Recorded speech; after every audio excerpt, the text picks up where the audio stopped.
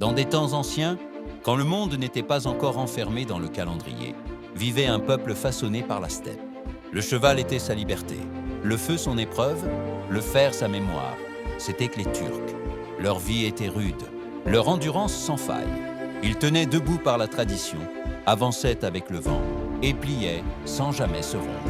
Puis vint le jour de l'épreuve. L'ennemi ne chercha pas seulement à conquérir des terres, mais à effacer un peuple. Les campements disparurent dans les flammes. Le silence remplaça les chevaux. La steppe fut marquée par le sang.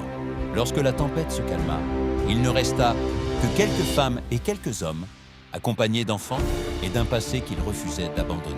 Ils partirent, non pour survivre, mais pour préserver l'avenir d'un peuple. Au cœur des montagnes, ils trouvèrent une vallée fermée, encerclée de parois infranchissables. Un lieu retiré du monde, mais encore lié au destin. On l'appela Ergenekon. Ce lieu ne fut pas un refuge ordinaire. Ce fut une attente silencieuse, un temps long où la patience devint force.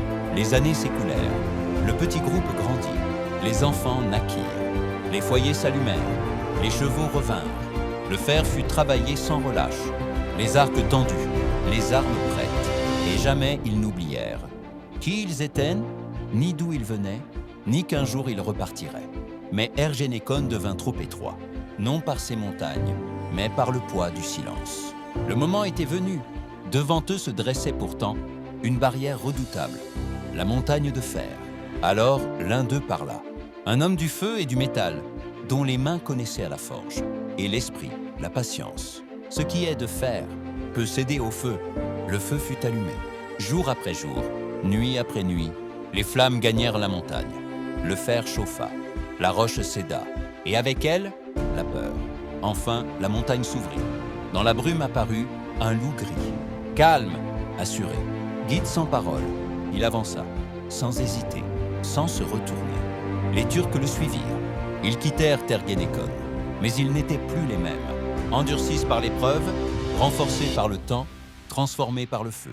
Dès lors, Ergenekon cessa d'être un lieu. Il devint un symbole. Le retour après l'effacement, le moment où l'espoir triompha du fer, la naissance renouvelée d'un peuple. Il devint un symbole du retour d'un peuple que l'on voulait anéantir, de l'instant où l'espoir triompha du fer, de la renaissance de la nation turque.